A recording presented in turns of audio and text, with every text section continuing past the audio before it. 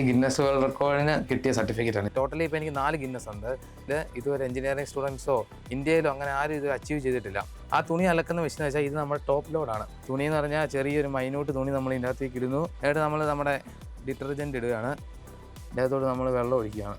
നമ്മുടെ തുണി നമ്മൾ വാഷായിട്ടുണ്ട്. ആ തേനീച്ച കർഷകർക്ക് ഒരു എളുപ്പത്തിൽ തേനെടുക്കുന്ന മെഷീൻ ഉണ്ടാക്കിക്കൂടാ. അങ്ങനെ അതിൻ്റെ റിസർച്ച് ചെയ്ത് ഇപ്പം മെഷീൻ പേറ്റൻ്റ് എടുത്തു. തേനെടുക്കുന്ന ഒരു ഓട്ടോമാറ്റിക് എക്സ്ട്രാക്ടർ ഇവൻ നിർമ്മിച്ചിട്ടുണ്ട്.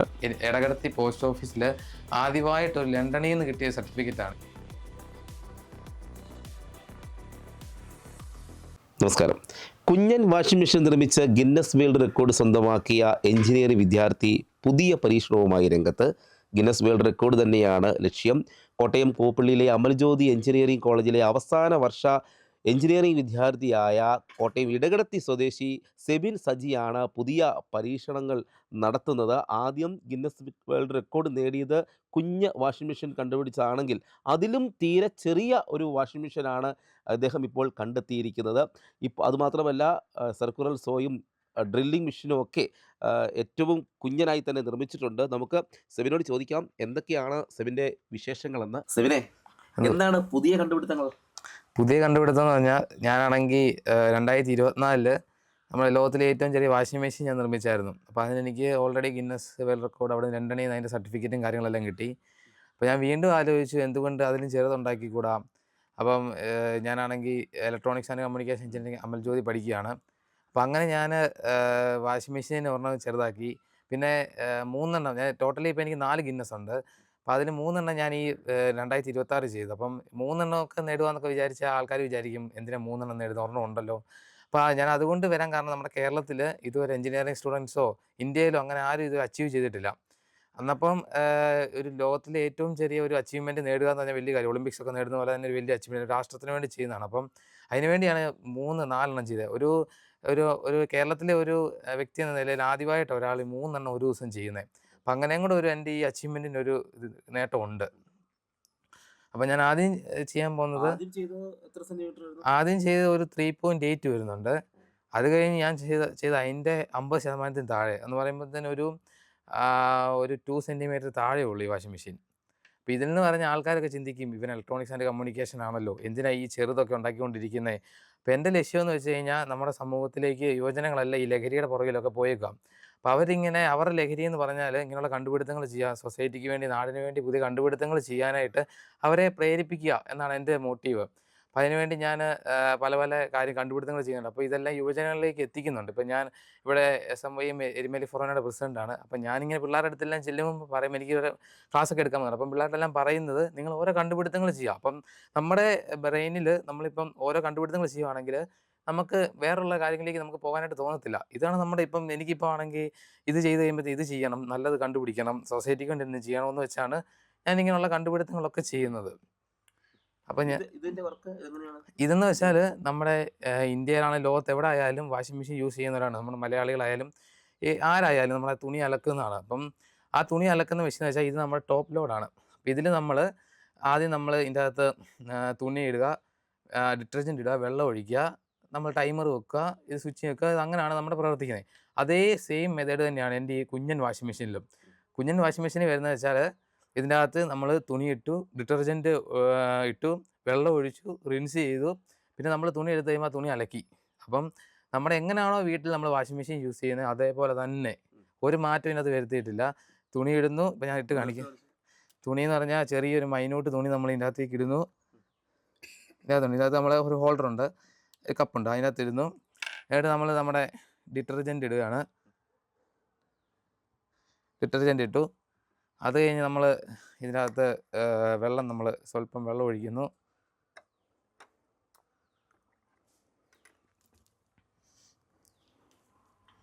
നമ്മൾ അതിന് മുമ്പ് പവറൊന്ന് കൊടുക്കുകയാണ്.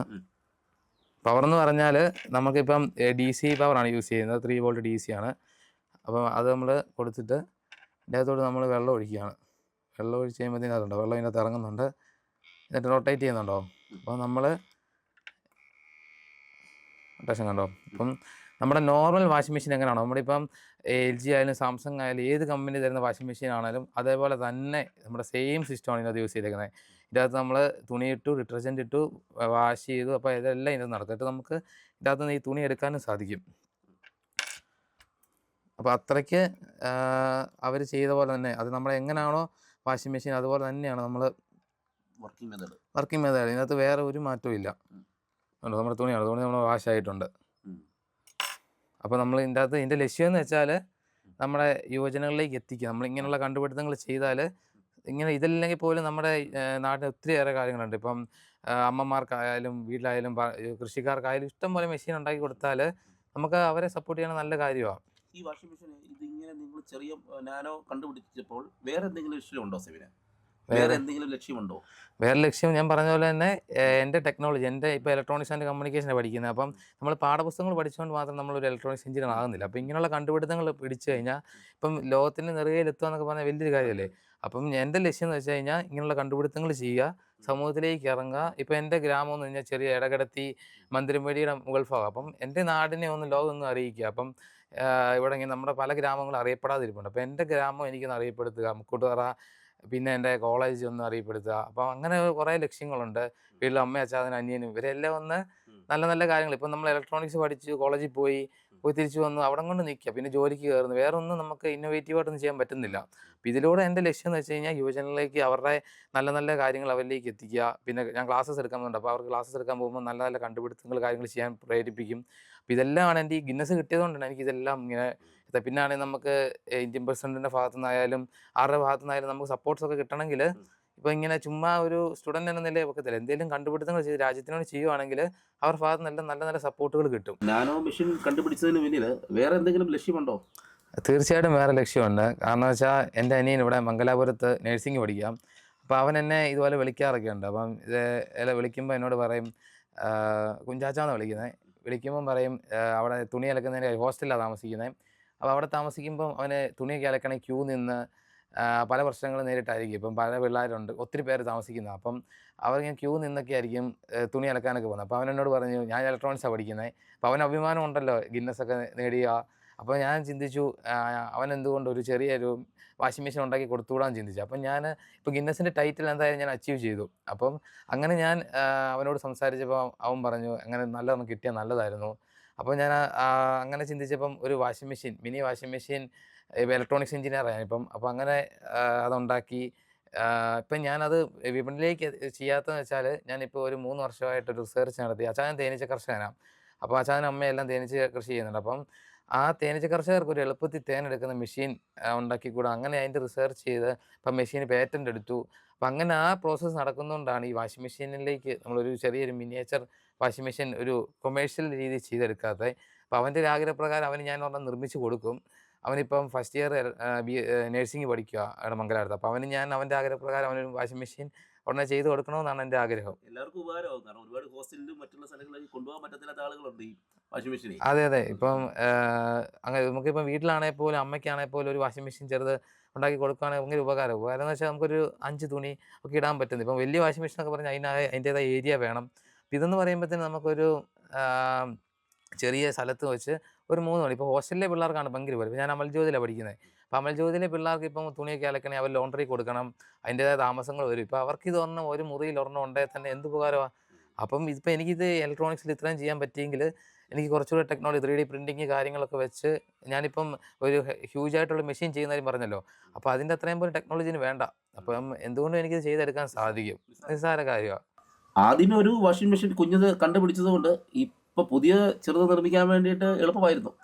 അത് തീർച്ചയായിട്ടും എളുപ്പമല്ല. ആദ്യത്തേനും ഞാൻ അത്യാവശ്യം ഡിസൈനിങ് കാര്യങ്ങളെല്ലാം ചെയ്തപ്പോൾ അതിൻ്റെ ഒരു മനസ്സിലൊരു കോൺഫിഡൻറ്റ് വന്നു, ചെറുതുണ്ടാക്കാൻ വീണ്ടും സാധിക്കും. അപ്പം പിന്നെ അതിന് ഞാൻ ചെയ്തു.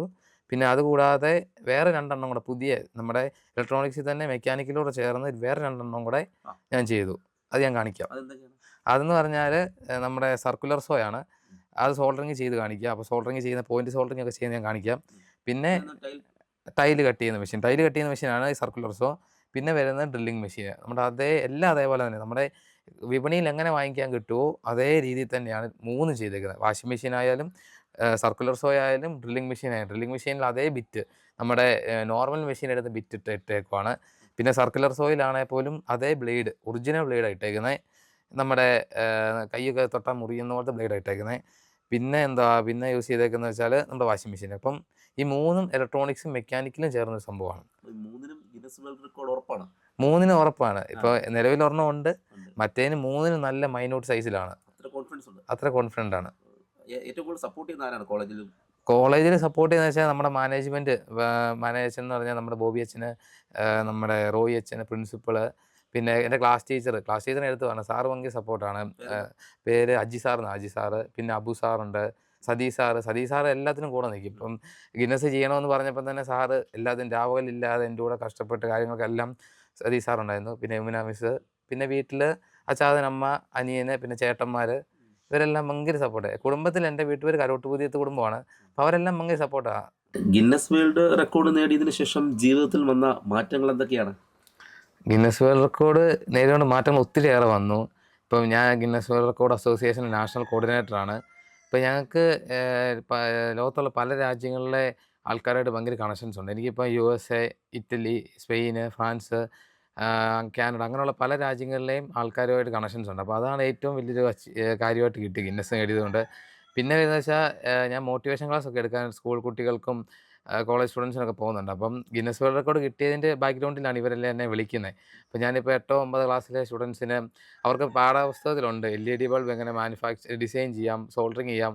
അപ്പോൾ അതെല്ലാം ഞാൻ പിള്ളേർക്ക് ക്ലാസ് എടുത്ത് പ്രാക്ടിക്കലായിട്ട് ചെയ്തു. അപ്പം കുറച്ചുകൂടെ അവർക്ക് അവരുടെ ഇൻഫർമേഷൻ കുറച്ചുകൂടെ അവരുടെ തലയിൽ നിൽക്കും. അപ്പോൾ അവർക്ക് എക്സാമൊക്കെ വരുമ്പോൾ നല്ല രീതിയിൽ അവർക്കത് എഴുതാനായിട്ട് സാധിക്കും. പിന്നെ വരുന്നത് വെച്ചാൽ നമ്മുടെ പുതിയ ടെക്നോളജികൾ നമുക്ക് പിള്ളേരെ പഠിപ്പിച്ചു കൊടുക്കുന്നുണ്ട്. അപ്പോൾ അവർക്ക് എന്തെങ്കിലും നമ്മുടെ സൊസൈറ്റിയിൽ എന്തെങ്കിലും ആവശ്യങ്ങളുണ്ടെങ്കിൽ അവർക്ക് അത് പറഞ്ഞു കൊടുക്കും. പിന്നെ ഞാനിപ്പം ഇലക്ട്രോണിക്സ് ആൻഡ് കമ്മ്യൂണിക്കേഷൻ 4 വർഷം ഇപ്പോൾ ലാസ്റ്റ് ഇയറാണ്. അപ്പം പുതിയ ഹാർഡ്വെയർ മാനുഫാക്ചറിങ് യൂണിറ്റ് കമ്പനികളിലേക്ക് കയറാൻ താല്പര്യമുണ്ട്. അപ്പോൾ ഇതൊക്കെയാണ് എനിക്ക് ഗിന്നസ് കിട്ടിയത് കൊണ്ട് നല്ല നല്ല നേട്ടങ്ങൾ വന്നതും. പിന്നെ നല്ല നല്ല കമ്പനികളിലൊക്കെ ഹാർഡ്വെയർ മാനുഫാക്ചറിങ് കമ്പനിയിലേക്ക് കയറണമെന്നാണ് എൻ്റെ വളരെയേറെ ജീവിത ലക്ഷ്യവും താല്പര്യവും. അതിനിടയിൽ കണ്ടുപിടുത്തം തീർച്ചയായിട്ടും ഉണ്ടാവും. ഇപ്പം ഞാനാണെങ്കിൽ എൻ്റെ ഒരു വലിയ ലക്ഷ്യം എന്ന് വെച്ചാൽ സമൂഹത്തിന് വേണ്ടി മെഷീൻസ് കണ്ടെത്തുക. അപ്പം ഞാൻ അവിടെ ജോലി ചെയ്യുന്നതിൻ്റെ കൂടെ തന്നെ ഈ മെഷീൻ ഇപ്പോൾ അച്ചാതനെ ഞാനാണ് ഏൽപ്പിക്കും. അപ്പോൾ അച്ചാതനോട് പറയാം, അച്ചാതന് ഇതുപോലെ അങ്ങനെ നല്ല താല്പര്യമുള്ള ആളാണ്. അപ്പം അച്ചാതൻ ആ കൂടെ ഈ സഹായിക്കുകയെല്ലാം ചെയ്യും. അപ്പം ഇത് വിട്ട് കളയത്തില്ല. എന്തായാലും ജോലിയിലൂടെ തന്നെ സൈഡായിട്ട് ഉറപ്പായിട്ട് ഞാൻ ചെയ്യും. ഇപ്പോൾ തേനീച്ച കർഷകരുടെ മെഷീൻ ആണെങ്കിൽ ജോലിയിലൂടെ തന്നെ അത് കംപ്ലീറ്റ് ചെയ്ത് വിൽക്കാനായിട്ടുള്ള പരിപാടി ഞാൻ ചെയ്തിരിക്കും. മോൻ്റെ ഗിന്നസ് വേൾഡ് റെക്കോർഡ് നേട്ടത്തിൽ ഞങ്ങൾക്ക് അതിയായ സന്തോഷമുണ്ട്. അവന് ചെറുപ്പം മുതൽ തന്നെ ഇങ്ങനെയുള്ള കാര്യങ്ങളിൽ നല്ല വ്യാപൃതനായിരുന്നു. ചെറിയ വർക്കുകളൊക്കെ ചെയ്യുമായിരുന്നു.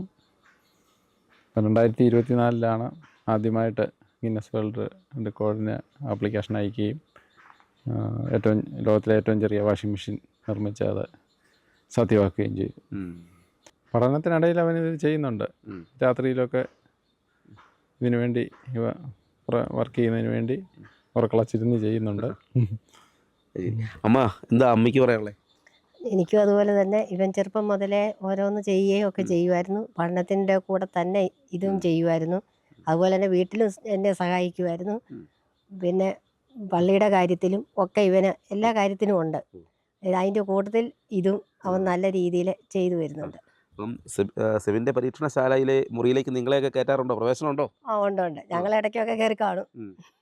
പുള്ളി ഒന്നും പറയില്ലേ? ഇല്ല, ഒന്നും പറയത്തില്ല. ഈ ചെറിയ കുഞ്ഞു മൈന്യൂട്ടായിട്ടുള്ള സാധനങ്ങളാണ് ഉണ്ടാക്കുന്നത്. അതെ. അപ്പം അങ്ങനെ ഒരു സാധനം ഉണ്ടാക്കുമ്പോഴത്തേക്ക് വളരെ ക്ഷമ വേണം. അപ്പോൾ അതൊക്കെ അമ്മ കണ്ടിട്ടുണ്ടോ? ആ ഉണ്ട്.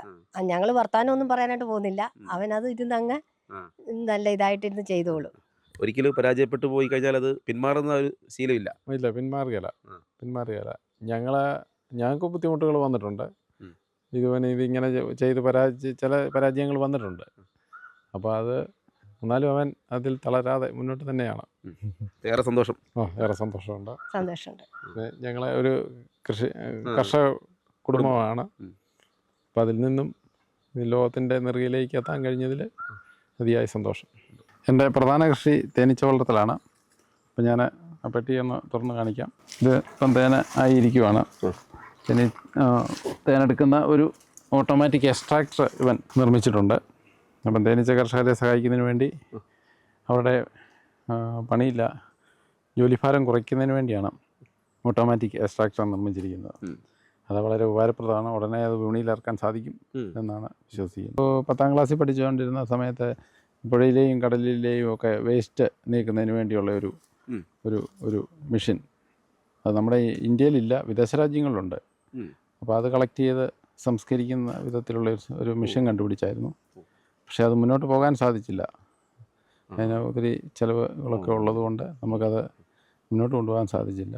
അതിൻ്റെ ഐഡിയ കൈവശമുണ്ട്. ഓരോ ദിവസവും ഇങ്ങനെ ഓരോരോ പുതിയ കണ്ടുപിടുത്തങ്ങളുമായിട്ട് മോനിങ്ങനെ നിൽക്കുക. ഓരോ കണ്ടുപിടുത്തങ്ങളുമായിട്ട് നിൽക്കുക. അതിന് ശേഷമാണ് ഗിന്നസ് കോളേജ് തലത്തിലേക്ക് വന്നപ്പോഴാണ്. +2 തലത്തിൽ ഓരോന്ന് ചെയ്തു. കോളേജ് തലത്തിലേക്ക് വന്നപ്പം ഗിന്നസിൻ്റെ അറ്റംപ്റ്റ് ചെയ്തു. അത് സക്സസ് ആയിട്ടുണ്ട്. നിങ്ങൾ ഈ സർട്ടിഫിക്കറ്റ് കണ്ടല്ലോ. ഇപ്പോൾ ഇതെന്ന് വെച്ചാൽ എനിക്ക് ഗിന്നസ് വേൾഡ് റെക്കോർഡിന് കിട്ടിയ സർട്ടിഫിക്കറ്റാണ്. ഇതെന്ന് വെച്ചാൽ നമ്മുടെ എടകടത്തി പോസ്റ്റ് ഓഫീസിൽ ആദ്യമായിട്ട് ഒരു ലണ്ടനിൽ നിന്ന് കിട്ടിയ സർട്ടിഫിക്കറ്റാണ്. ഇപ്പോൾ എനിക്ക് ഈ പ്രദേശത്ത് ഈ കാഞ്ഞിരപ്പള്ളിയിൽ ആദ്യമായിട്ടാണ് ഒരു ഗിന്നസിൻ്റെ സർട്ടിഫിക്കറ്റ് പോസ്റ്റ് വഴി വരുന്നത്. അപ്പോൾ അതെനിക്കാണ് കിട്ടിയത്. പിന്നെ എന്ന് വെച്ചാൽ ഇതിൻ്റെ നമുക്കിതിൽ അവരുടെ ഒരു ഒഫീഷ്യലായിട്ടുള്ള ഒരു എംബ്ലം ഉണ്ട്. ഒരു എംബ്ലം എന്ന് വെച്ചാൽ ഒരു കോയിൻ പോലെ പതിച്ചൊരു സാധനമുണ്ട്. പിന്നെ എന്ന് വെച്ച് കഴിഞ്ഞാൽ എനിക്ക് പല അവാർഡുകൾ കിട്ടിയിട്ടുണ്ട്. നമ്മുടെ കാഞ്ഞിരപ്പള്ളി രൂപതയിൽ നിന്ന് കിട്ടിയ അവാർഡാണിത്. പിതാക്കന്മാർ 3 പിതാക്കന്മാർ തന്നതാണ്. പിന്നെ യുവ കർഷകനുള്ള അവാർഡ് എനിക്ക് കിട്ടിയായിരുന്നു. പിന്നെ സ്കൂളുകളിൽ നിന്ന് എനിക്ക് അവരുടെ ക്ലാസ് എടുക്കാൻ പോകുമ്പോഴും അങ്ങനെയുള്ള കാര്യങ്ങൾക്ക് ഒരു ഇതായിട്ട് അവാർഡ് തന്നിട്ടുണ്ട്. പിന്നെ രാജ്യത്തിനുള്ള സ്നേഹം കൊണ്ട് ഞാനൊരു ദേശീയ പതാകയുടെ ഒരു സ്റ്റാൻഡ് പെൻഹോൾഡർ സൂക്ഷിക്കുന്നുണ്ട്. പിന്നെ ഇതെല്ലാം എനിക്ക് NSS അങ്ങനെയുള്ള പല പള്ളിയിൽ നിന്ന്, എൻ്റെ ഉമ്മിക്കുപ്പ പള്ളിയിൽ നിന്ന് എനിക്ക് കിട്ടിയ അവാർഡുണ്ട്. അങ്ങനെ പിന്നെ ഗിന്നസിൻ്റെ ലോഗോ പതിച്ച ബോട്ടിൽ, അങ്ങനെ പല നിറഞ്ഞിരിക്കുകയാണ് എൻ്റെ അവാർഡുകൾ കൊണ്ട്. സാധാരണ ഒരു കർഷക കുടുംബത്തിൽ നിന്നുമാണ് സെബിൻ ഈ നേട്ടങ്ങളൊക്കെ നേടിയെടുക്കുന്നത്. മാതാപിതാക്കളുടെയും നാട്ടുകാരുടെയും ഒക്കെ പൂർണ്ണ പിന്തുണയുമുണ്ട്. ഓരോ ദിവസം ഓരോ പരീക്ഷണവുമായാണ് സെബിൻ മുന്നേറുന്നത്. ഈ 3 മെഷീനുകൾക്കും, കുഞ്ഞൻ മെഷീനുകൾക്കും ഗിന്നസ് വേൾഡ് റെക്കോർഡ് ഉറപ്പാണെന്നാണ് സെബിൻ പറയുന്നത്. ഒരുപാട് ആഗ്രഹങ്ങളൊക്കെ അദ്ദേഹം നമ്മളോട് പങ്കുവയ്ക്കുകയും ചെയ്തു. അദ്ദേഹത്തിൻ്റെ ആഗ്രഹം പോലെ എല്ലാ ലക്ഷ്യങ്ങളും സാധ്യമാകട്ടെ എന്ന് മാത്രമാണ് ആശംസിക്കുന്നത്. Cameraman ജിതിനൊപ്പം CR Shah, Marunadan Malayali, Kottayam.